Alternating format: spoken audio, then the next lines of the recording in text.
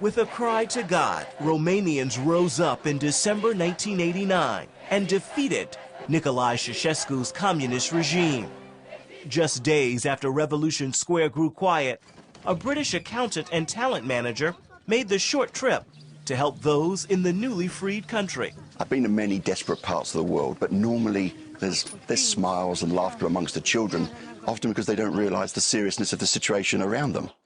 Here in Romania, it struck me the children didn't smile. And over the time I was here, I come to realize they didn't know how to smile. They'd had nothing to smile about. Seeing children who wouldn't even smile for the camera broke Kevin Hoy's heart.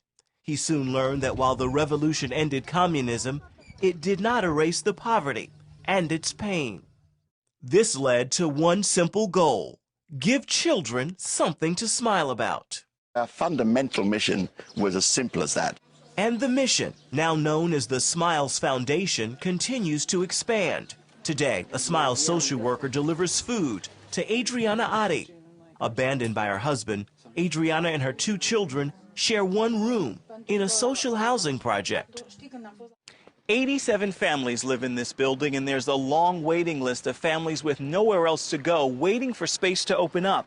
In fact, Adriana's one-room apartment used to be the building's laundry room before she moved in 4 years ago.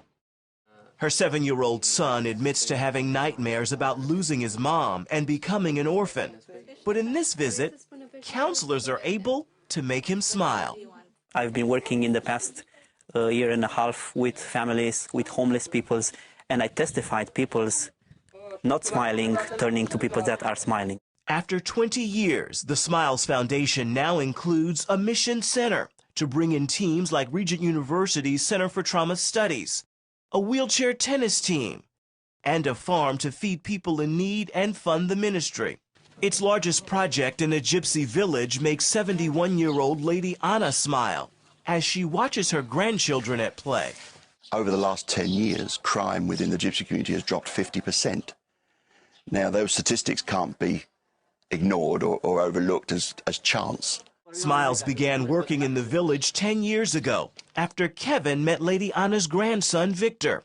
The 10-year-old was begging on the streets, so Kevin invited him to dinner. Over the 2 hours, we learned a lot about his community, his family, and he ended up taking us back to meet his mum and dad and his 8 brothers and sisters.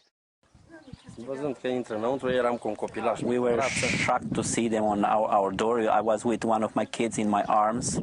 And I asked my child, who are these people? And he was like, they are my friends.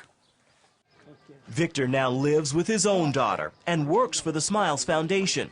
He's helped to provide his village with running water, a neighborhood store, a church, and a school.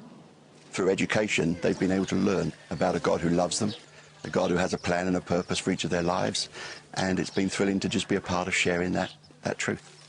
That truth trumps years of negative headlines, stereotypes, and racism many gypsies still experience today. It is an incredible feeling to see that people that used to be hopeless and terrified for their lives and not having a future in the front of them, turning and actually even becoming people that will be able to help the others in the community. Children from the Tiliag Gypsy village are spreading the message.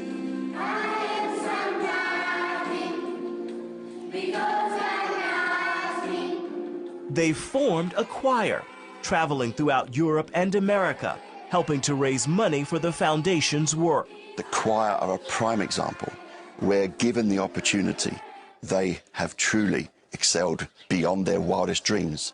I remember 10 years ago asking them what their dreams were.